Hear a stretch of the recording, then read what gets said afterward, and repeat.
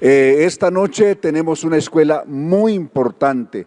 Veremos varias cosas interesantes en este estudio que vamos a ver. Entre otras, ¿quiénes eran las personas que algunos llaman los Reyes Magos y otros llaman los Tres Magos? ¿Eran magos de verdad? ¿Eran tres de verdad? ¿Eran reyes? Y si eran reyes de dónde? En fin, todo eso son interrogantes que tendremos. La otra, la dinastía de Jesús se cuenta a partir de quién, de María o de José. Ya veremos por qué esto de la dinastía es importante. En fin, hay varias cosas que están aquí para que las analicemos esta noche. Hay otra pregunta que nos hacemos esta noche. ¿En qué tiempo nació Jesús? ¿Era tiempo de primavera, de verano, o invierno, o otoño cuando nació Jesús? ¿En qué tiempo realmente nació? ¿Si nació en diciembre? Veremos todo esto en este recorrido que vamos a hacer por los temas que vamos a estudiar esta noche a la luz del capítulo 2 del Evangelio según San Mateo y desde luego con el soporte también del capítulo 2 del Evangelio según San Lucas. Entonces, vamos a darnos la tarea de respondernos todas estas cuestiones, hasta dónde la gente le ha puesto mitos a esto y lo ha convertido simplemente en una cantidad de mitos religiosos, pero hasta dónde los mitos y hasta dónde la realidad bíblica. Entonces, veamos esto en el recorrido. El capítulo 2 del Evangelio según San Mateo comenzó diciendo: Jesús nació en Belén de Judea durante el reinado de Herodes. Por ese tiempo, algunos sabios, aquí ya en estas versiones posteriores a la versión del 60 y anteriores a la versión del 60, varias anteriores a la versión del 60, no emplean la palabra ni reyes ni magos, solamente refieren unos sabios. Dice, por ese tiempo algunos sabios de países del oriente llegaron a Jerusalén y preguntaron: ¿dónde está el rey de los judíos que acaba de nacer? Hemos visto su estrella mientras salía y hemos venido a adorarlo. Cuando el rey Herodes oyó eso, se perturbó profundamente, igual que todos en Jerusalén. Mandó llamar a los principales sacerdotes y a los maestros de la ley religiosa y les preguntó: ¿dónde se supone que nacerá el Mesías? Ellos le dijeron: en Belén de Judea, porque eso es lo que escribió el profeta, citando a Miqueas capítulo 9. Y tú, Belén, en la tierra de Judá, no eres la menor entre las ciudades reinantes de Judá, porque de ti saldrá un gobernante que será el pastor de mi pueblo Israel. Bien, vamos a dejar la lectura hasta aquí y vamos a comenzar a responder, a hacernos un cuestionario a la luz de todo esto.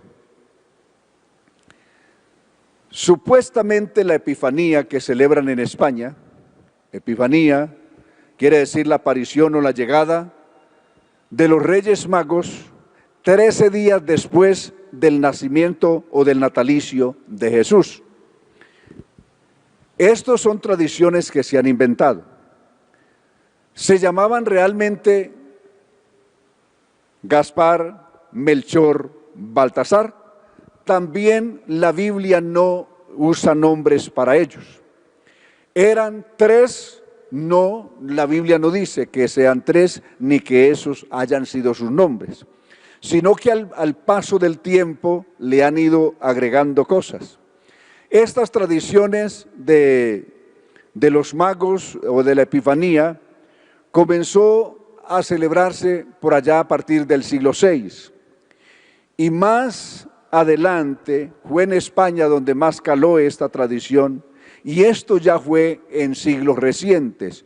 Para decir más, a principios del siglo pasado es que se ubicó en España por la Iglesia Católica, esta fecha como importante, ya que en España la tradición de traer regalos, allí no llegó el Papá Noel que conocemos por aquí, sino que allí los regalos, no, en vez de traerlos, el Papá Noel, el niño el 24 de diciembre en la noche, los traen son los Reyes Magos, según esa tradición, que ya es una tradición establecida en siglos recientes. También es de siglos recientes ponerle nombres. La Biblia no le pone nombres a estos sabios. Esto de ponerles Melchor, Gaspar y Baltasar, también fue para decir que cada uno representaba un continente del mundo del entonces, es decir, que Melchor representaba el continente asiático, que Baltasar representaba otro continente, y pusieron a Melchor, Gaspar y Baltasar representando continentes blancos, y a Melchor lo pusieron representando el continente africano, por eso pusieron que supuestamente era un negrito, y así sucesivamente. Todo esto son inventos de la tradición. La Biblia no dice nada de eso, ni dice de qué color eran, de qué raza eran. Lo único que dice es que eran del Oriente, es decir, más o menos de la región de Persia, es decir, de lo que hoy es Irán. No eran reyes, ya que en estos tiempos toda esta región del mundo estaba bajo el Imperio Romano y ellos pertenecían a un país, que lo vamos a leer aquí. Dice que avisados por un ángel las malas intenciones que tenía Herodes de ir a visitar el niño, pero era para matarlo, dice que ellos regresaron a su tierra, regresaron a su país, dice el texto, regresaron a su país, no a sus países donde eran reyes, sino a su país por otro camino. Entonces, si regresaron a un país, en un país solamente cabe un rey. Entonces, ¿de dónde de reyes? Es un invento de la tradición. ¿De dónde decir que el uno era de Europa y que el otro era de Asia y que el otro era de África? Los tres dice que eran del Oriente. Ninguno, de ser de alguno de Europa, tendría que ser de Occidente, pero ninguno, en ninguna parte se dice que alguno haya sido de Occidente, el otro del norte o del Oriente. Solo se dice que eran del Oriente. Una sola ubicación da la Biblia para ellos. Entonces, todos esos son inventos.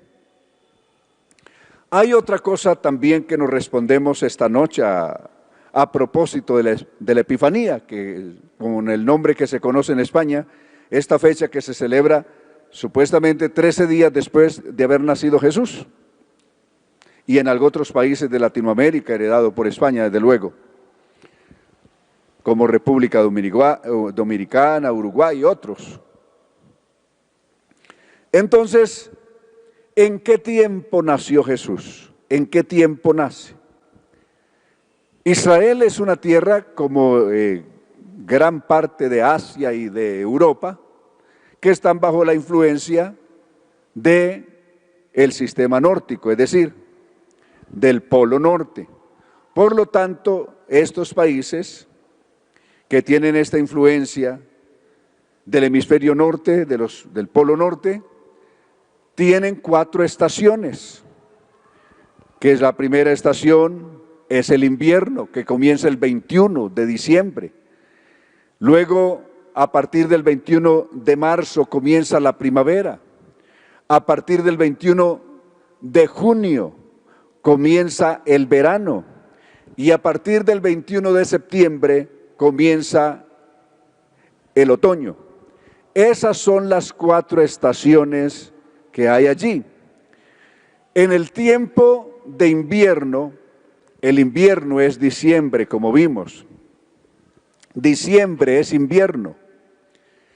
Nadie se atreve a tener ovejas en el campo, para eso son las cabañas o sucot o los cobertizos que se hacen para proteger a sus ovejas en el tiempo del invierno, porque el frío puede llegar allí. En tiempos recientes el frío ha llegado en Jerusalén y en Belén, que está un poco más abajito, hasta 9 y 12 grados bajo cero en tiempo de invierno.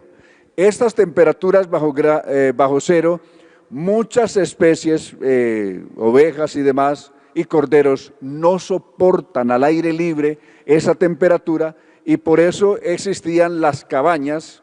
Recordemos que el primero que la Biblia menciona que construyó cabañas o sucas o cobertizos o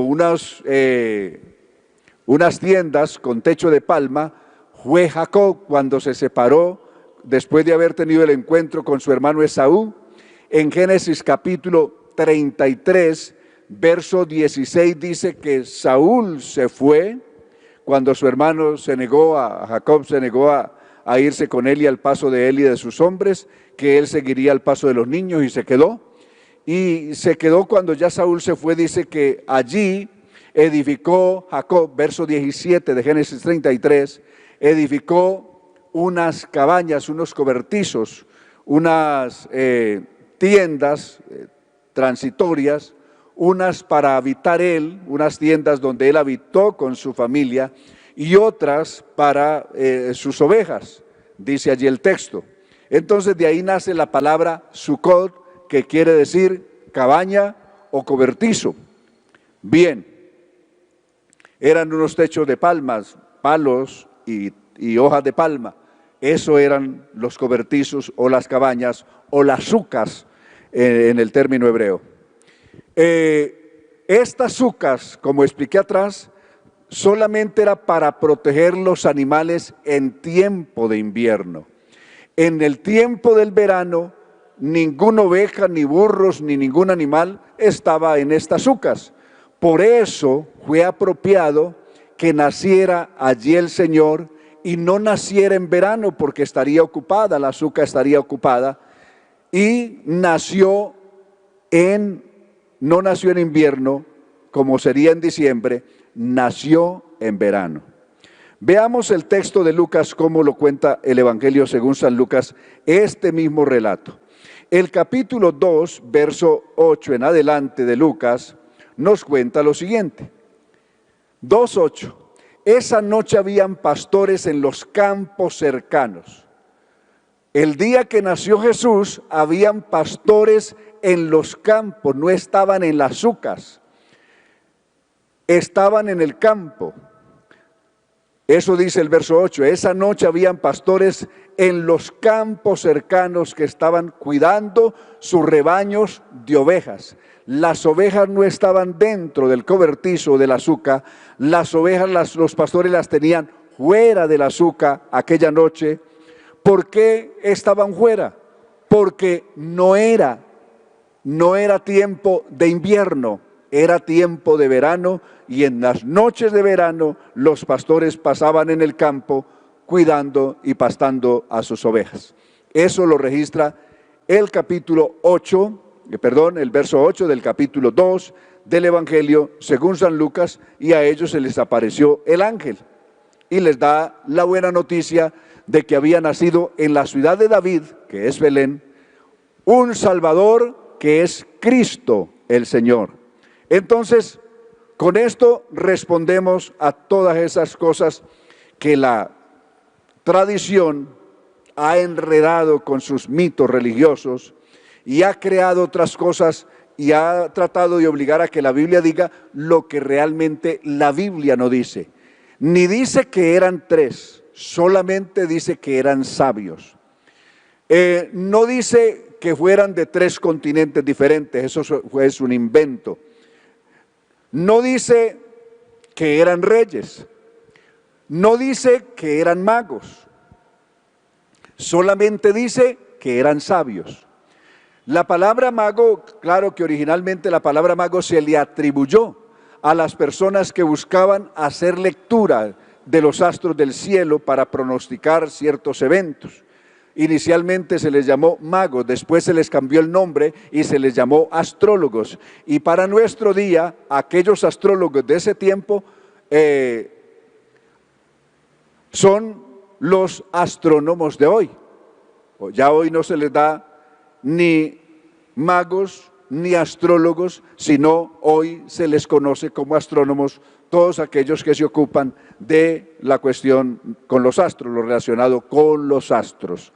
Bien, entonces, aquí se dice que eran unos sabios que habían venido. Entonces, todas estas cosas es bueno que usted al leerlas las tenga en cuenta. Por eso les dije en la clase anterior, no se case con una sola versión bíblica, lea varias versiones y eso le dará un panorama más amplio. Ejemplo, les he leído hoy inicialmente en la NTV, les voy a leer este mismo texto de Mateo que habla de los sabios, se los voy a leer en otras versiones. Por ejemplo, vamos a leer la Reina Valera contemporánea, que es más o menos la que ha reemplazado a la versión del 60. Y esta Reina Valera contemporánea dice, por esos días, a ver Mateo, ubicados en Mateo capítulo 2, leamos esta versión. Nació Jesús en Belén de Judea en los tiempos del rey Herodes. En aquel tiempo unos sabios, no dice magos ni reyes, unos sabios que venían desde el oriente, llegaron a Jerusalén. Preguntaron dónde estaba el rey de los judíos que había nacido, porque hemos visto su estrella en el oriente y venimos para adorarlo. Así registra la Reina Valera contemporánea. Uno de los Nuevos Testamentos más usados en el tiempo de hoy, que es el Nuevo Testamento versión Biblia libre. Esta traducción de este Nuevo Testamento no existe la versión entera, sino solamente el Nuevo Testamento. Después de que nació Jesús en Belén de Judea, durante el reinado de Herodes, unos sabios vinieron desde el oriente hasta Jerusalén. Las tres versiones diferentes concuerdan que los que vinieron fueron unos sabios. No vinieron unos magos, no vinieron unos reyes, no dice que eran tres, simplemente dice unos sabios. No dicen que eran Melchor, Gaspar y Baltasar, no dice eso, no tienen nombre. Esos nombres se los inventaron en siglos posteriores. Entonces, ese es el mensaje escueto de la palabra del Señor, para que cuando leamos la palabra de Dios, no vayamos con la venda de las tradiciones, de los inventos religiosos, sino que podamos leer independientemente, libremente, el texto de la Biblia realmente como está, quitándole todas esas enredos que la tradición ha buscado añadirle en el paso de los tiempos. Ahora, pasamos a la otra pregunta que nos hacíamos esta noche, al otro interrogatorio. La dinastía de Jesús, es decir, la familia, el linaje de David, el linaje de Jesús, ¿se mide a partir de María o se cuenta a partir de María o a partir de José?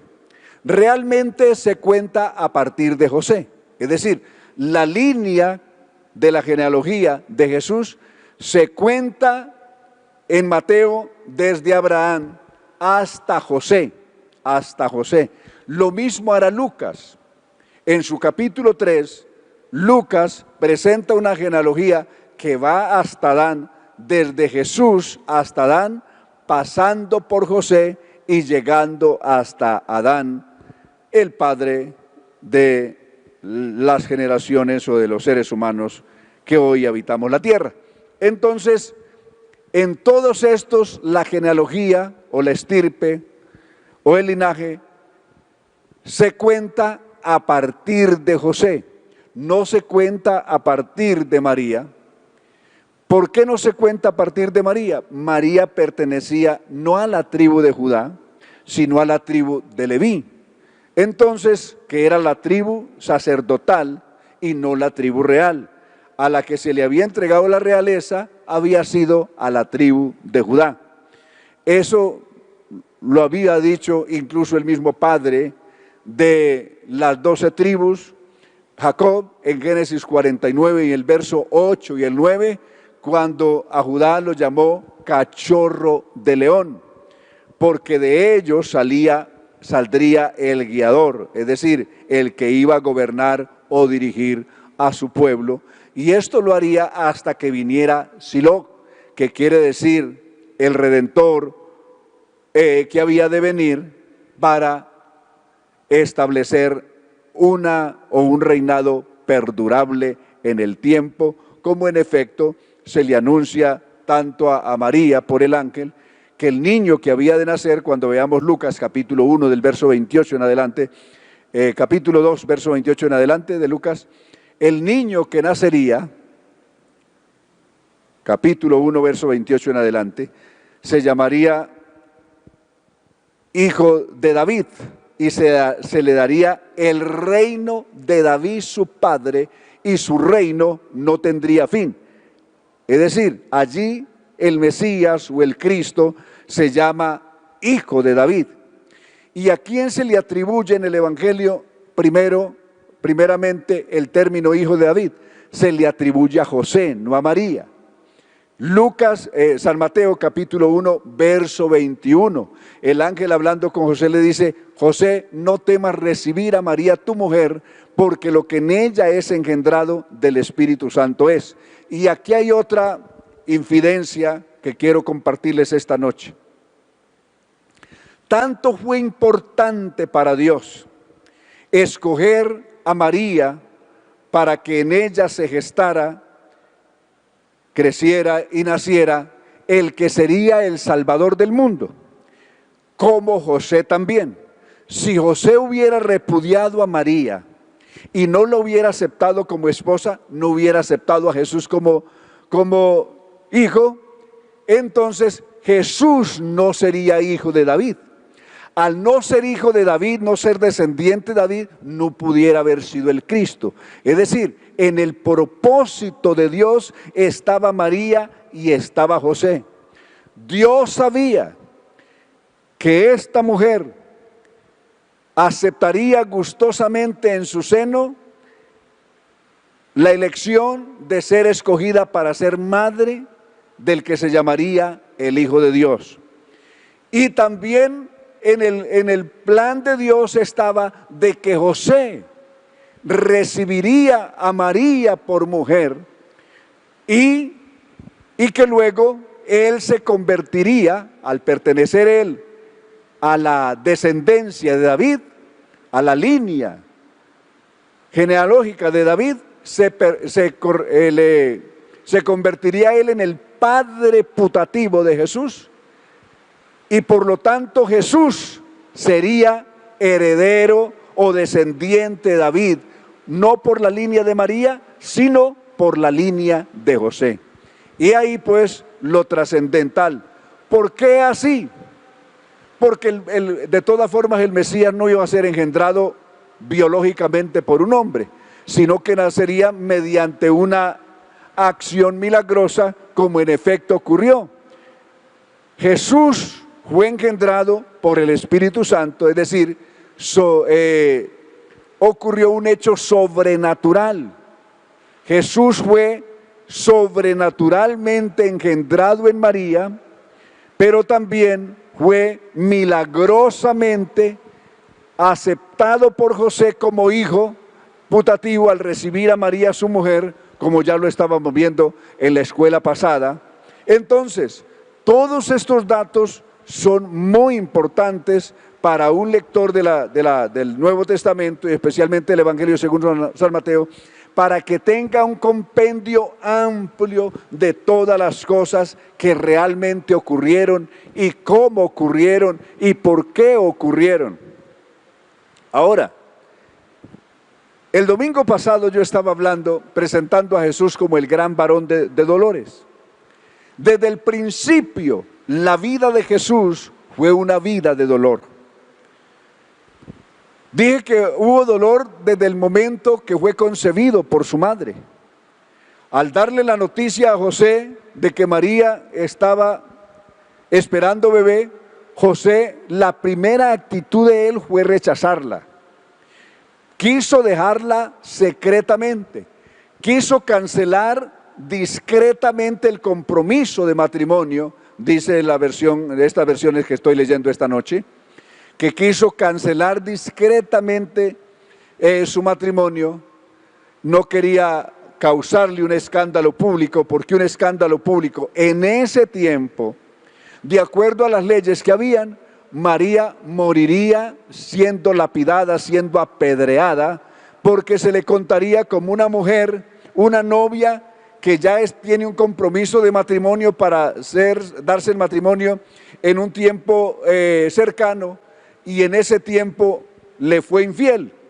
Se le hubiera podido contar como que había sido infiel con alguien, y esa infidelidad la llevaría a que fuera muerta apedreada. Entonces, por eso José no quiere someterla a semejante riesgo, a semejante peligro, y por eso de alguna manera él quiere discretamente cancelar el compromiso e irse de la tierra, para que cuando María se le note que está en embarazo, José se ha ido y todos le atribuyan la culpa a José, que embaraza a la muchacha y se va. Es decir, la culpa habría recaído, o la vergüenza habría recaído sobre José, porque si recae sobre María, habría sido apedreada. Pero Dios tiene todas las cosas en un plan perfecto. Dios sabe lo que hace y cómo lo hace.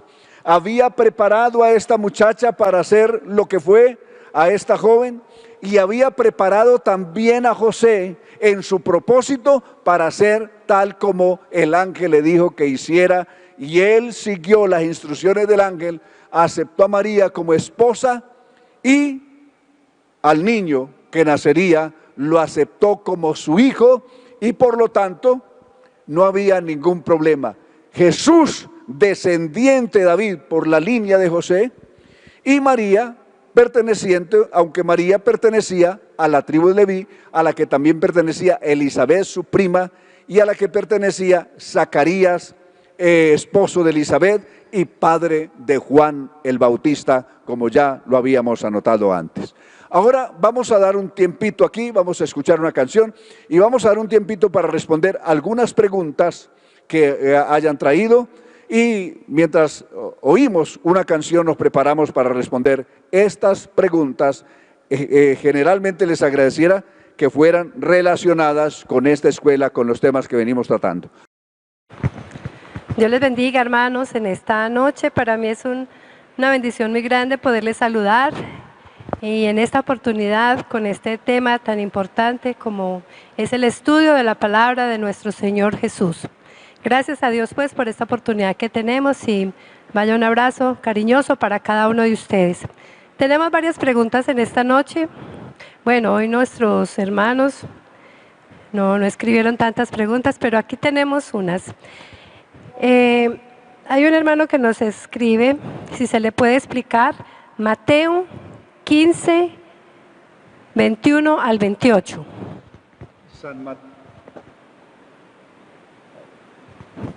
San Mateo capítulo 15, del verso 21 en adelante, está hablando de una visita que hizo Jesús a una región que hoy pertenece al Líbano. Tiro y Sidón son dos lugares que pertenecen al Líbano, al país del Líbano, vecino de Israel. Y allí había una mujer siro-cananea que vino a Jesús pidiéndole que tuviera misericordia, pues tenía una hija que sufría grandemente, poseída por un demonio. Y esta mujer seguía a Jesús dando gritos y diciéndole, llamando a Jesús, Jesús, hijo de David, socórreme, ten misericordia de mí. Como esta mujer no era de Israel, inicialmente Jesús había venido a las ovejas perdidas de la casa de Israel, verso 24, le dijo que no estaba bien tomar el pan de los hijos Israel y dárselo a los perrillos, gentiles, inicialmente gentiles, de personas no judías. Pero la mujer, en su acto de fe y de humillación y de intercesión que está haciendo por su hija, ella se humilla mucho más y dice, está bien, Señor, pero aún los perrillos comen de las migajas que caen de la mesa de los hijos.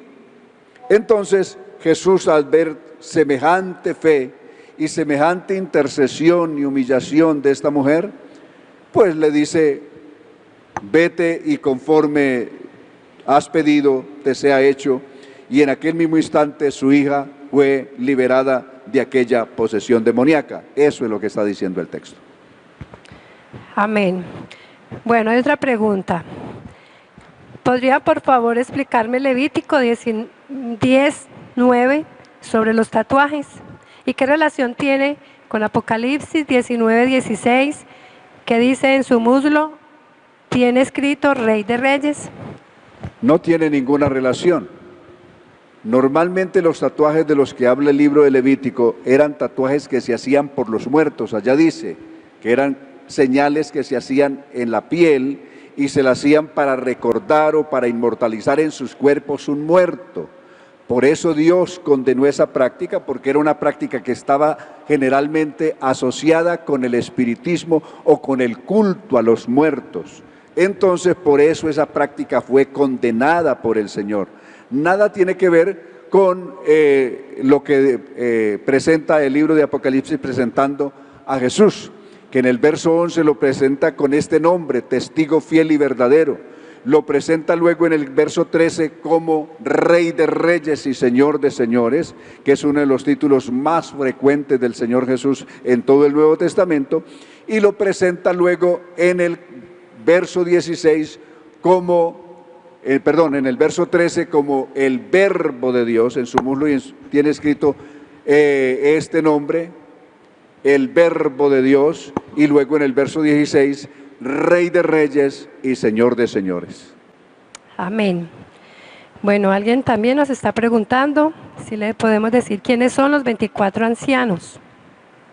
Una infinidad de veces lo hemos contestado, mas sin embargo lo contestamos de nuevo. Mencionados varias veces en el capítulo 4 de Apocalipsis, versos 10 y 11, entre otros, representan, 12 de ellos representan los 12 patriarcas de los que se formó la nación de Israel, es decir, aquellos descendientes de Jacob de Génesis 49, y los otros 12 representan a los 12 apóstoles de los que se conformó la iglesia. Entonces, son figuras angelicales que están representando a los 12 patriarcas del Antiguo Testamento y a los 12 apóstoles del Cordero del Nuevo Testamento. Bueno, amén. Alguien más hizo una pregunta que quiere saber qué pasó con Eva. Si ella fue salva también, al igual que Adán. La promesa estuvo ahí. Cuando ellos piensan que morirán, miren lo que el Señor hizo. Dios cubrió la vergüenza de ellos sacrificando 2 animales inocentes para con sus pieles cubrirlos. Eso habla del sacrificio de Cristo, el Cordero de Dios, el inocente, el que nunca hizo pecado ni se halló engaño en su boca. Por eso se le habló también de parte de Dios de la simiente de la mujer, quebrantaría la cabeza de la serpiente, y la simiente es Jesucristo. Entonces su salvación está remitida, por decirlo de alguna manera, en el tiempo a su Redentor, que es la simiente que vendría de la mujer. Bueno, hay una persona que nos escribe, un hermano, y dice, si una persona que es trinitaria y es buena persona, mantiene ayunando y orando, y le dicen que se bautiza en el nombre de Jesús para perdón de pecados, y la persona trinitaria no quiere, si esta persona tiene salvación y se puede ir en el arrebatamiento confiadamente, ¿qué dice acerca de esto, pastor? ¿Qué dice la Biblia? El capítulo 10 de Hechos de los Apóstoles, le recomiendo que lea Hechos de los Apóstoles capítulo 10.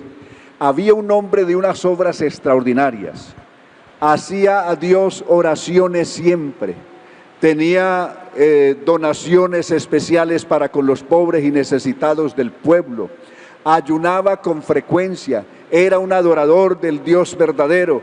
Mas sin embargo un ángel se le aparece para decirle, Cornelio envía hombres a Jope y haz venir a uno que se llama Simón Pedro, que está hospedado en la casa de otro Simón, pero que tiene el apelativo es el curtidor, y él vendrá y te dirá lo que es necesario que hagas. Este hombre justo y bueno necesitó ser bautizado en el nombre del Señor Jesús. Hechos 10:48. Había otro grupo de personas que habían sido bautizadas en otro bautismo, y por cierto no en cualquier bautismo, sino en el bautismo que había predicado Juan, y era un bautismo para perdón de pecados. Mas sin embargo, Hechos capítulo 19, verso 1 al 5, estas personas, aunque bautizadas en un bautismo que había venido del cielo, sin embargo tuvieron que volver a ser bautizadas en el nombre del Señor Jesús. Hechos 19, verso 1 al verso 5. Esta es la respuesta que da la Biblia, no lo que yo estoy opinando. Bueno, hay otra pregunta. ¿Por qué la mayoría relaciona al Espíritu Santo con fuego? A ver, de pronto por las palabras que dijo Juan el Bautista en el capítulo 1 del Evangelio según San Juan y en el verso 34, cuando dijo: el que viene después de mí, que es más poderoso que yo, él los bautizará en Espíritu Santo y fuego. Y de pronto también con las palabras dichas por Pablo a Timoteo cuando le dice que avive el fuego o el don de fuego que está en él, que le fue dado por la imposición de las manos. Hay otra pregunta que relaciona al Espíritu Santo, que dice que si tiene que manifestarse hablando en lenguas obligatoriamente. Son dos cosas distintas. Una es la obra del Espíritu Santo que comienza cuando una persona comienza a dar sus primeros pasos, a entender la palabra, a arrepentirse, a buscar de Dios, a bautizarse. Es porque la obra o el Espíritu Santo o el Espíritu de Dios está obrando en esa persona y lo está llevando al arrepentimiento, a la verdad, a la luz, en fin. Y lo otro, esa es la obra del Espíritu Santo, que es la obra general que se requiere toda la vida del creyente, debe ser guiada por el Espíritu de Dios. Como dijo Pablo en Gálatas 5:17, si sois guiados por el Espíritu de Dios, no estáis bajo la ley. El cristiano necesita ser guiado por el Espíritu de Dios. Pero uno de las experiencias lindas que se vive es el bautismo del Espíritu Santo, que es diferente a la obra del Espíritu, que es un momento cuando por el Espíritu se habla en otras lenguas y es una experiencia gloriosa, y Jesús la recomendó diciendo: seréis bautizados con el Espíritu Santo dentro de no muchos días. Hechos capítulo 1 y Lucas 24:48, pero quedaos en Jerusalén hasta que seáis investidos con poder desde lo alto. El Brexit y holocausto nazi son cumplimientos proféticos bíblicos. ¿El qué? Brexit.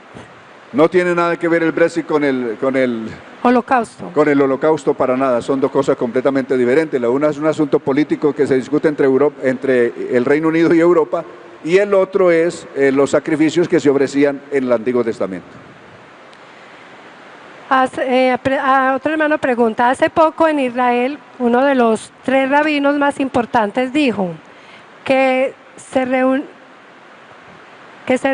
hubo una reunión ya con el Mesías. ¿Qué piensa de esto?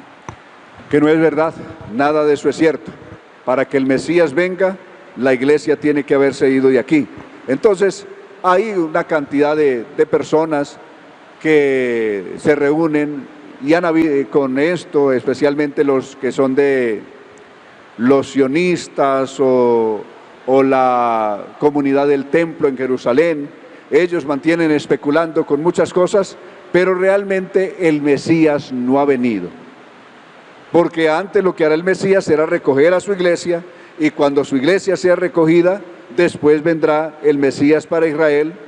En el tiempo de la gran tribulación tratará con Israel, y al final de la gran tribulación todo el mundo lo verá venir en las nubes del cielo, y todos tendrán que reconocer que Él es el Señor. Bueno, hay otra pregunta con relación al Espíritu Santo. Si un hermano no es lleno del Espíritu Santo, ¿no se salva? Ninguna parte de la Biblia dice eso. La Biblia dice, por cuanto sois hijos, Dios ha enviado a vuestros corazones el Espíritu de su Hijo. Es decir, se recibe el Espíritu Santo porque ya es hijo, no para ser hijo. Se recibe el Espíritu Santo porque ya es salvo, no para ser salvo. Bueno, por favor explicar por qué Pedro llamó justo a Lot sabiendo que su conducta era muy refutada en Sodoma. Bueno, la cuestión no fue de Pedro. Léase cuidadosamente el capítulo 18 del libro de Génesis, del verso 23 en adelante. No fue Pedro el que se le ocurrió eso, sino que allá está escrito en el libro de Génesis que se halló un hombre justo que fue Lot. Eso fue lo que Dios encontró allí. Entonces no fue un asunto que se haya inventado Pedro. Bueno, tenemos entonces estas preguntas por el día de hoy. Y tenemos saludos, hermanos que nos han escrito de varios lugares de Colombia. Vaya para cada uno de ustedes nuestro saludo cordial en esta noche, en el nombre del Señor Jesús, esperando que el Señor les esté bendiciendo abundantemente donde ustedes se encuentran. ¿Desde dónde nos saluda? Bueno, tenemos saludos desde Valledupar, tenemos saludos también desde... Es que es muy difícil. Desde Magangué, Bolívar, tenemos también saludos desde Cali, desde Soacha, Cundinamarca. Y tenemos también varias peticiones. Acá la hermana Adriana María Patiño está pidiendo oración por su hijo Felipe y su hija Daisy para que Dios les revele su nombre y les sirvan al Señor. También la hermana María Victoria Zapata Alarcón, ella está pidiendo oración por sus hijos, por toda su familia desde Cali. Carlos Alberto Arias Mesa está pidiendo oración. Él nos escribe desde Calarcá, Quindío, y está pidiendo oración por toda su familia. Amén, gracias a Dios. Vamos a hacer la oración entonces por todas estas peticiones. Un saludo muy especial a todos los que nos siguen, a los que están con nosotros en esta Escuela de Jesús. Les agradecería que del lugar que usted nos está siguiendo, sea en Colombia o sea en otro país, nos escriba. Estamos siguiendo los estudios de la Escuela de Jesús desde allí, desde allá, desde Chile, desde Argentina, por decir algo, desde Ecuador o desde Colombia, de la ciudad tal, del lugar tal. ¿Quiénes están en esta Escuela de Jesús? Quisiéramos saber los alumnos que han ingresado a estudiar en esta Escuela de Jesús. Y nos puede poner un datico fácil. Yo pertenezco a una frase que dice, yo pertenezco a la Escuela de Jesús. Y nos pone ahí su nombre y el lugar desde donde usted nos está siguiendo. Yo pertenezco a la Escuela de Jesús. Pónganos esa frasecita y el lugar desde donde usted nos sigue, y para nosotros será un estímulo muy grande poder saludarlo, poder contar con usted y poder saber que estamos trabajando de una manera especial para guiarlo en su crecimiento espiritual y en el mayor conocimiento de la palabra del Señor. Por acá nos ha llegado otra pregunta, finalmente, nuestra hermana Fabiola Londoño. Es referente a la Escuela de Jesús. Si el Cristo tenía que ser del linaje de David, el anticristo también, para que los judíos puedan recibirlo en este tiempo. Correcto, también será del linaje de David. Y también nos está escribiendo el señor Jorge Ocampo desde Cali. Dios les bendiga, pido oración por mi nueva vida que le entrego a Dios. Es imposible estudiar doctrinas del orden de salvación y Escuela de Jesús y no ser bautizado. Acá está su contacto. Excelente, lo felicitamos. Qué buena decisión la que usted ha hecho y qué buen resultado ha dado Dios con su palabra en su vida. Usted es una persona llamada para grandes cosas en Dios, que siga creciendo en esa fe y en ese conocimiento del Señor.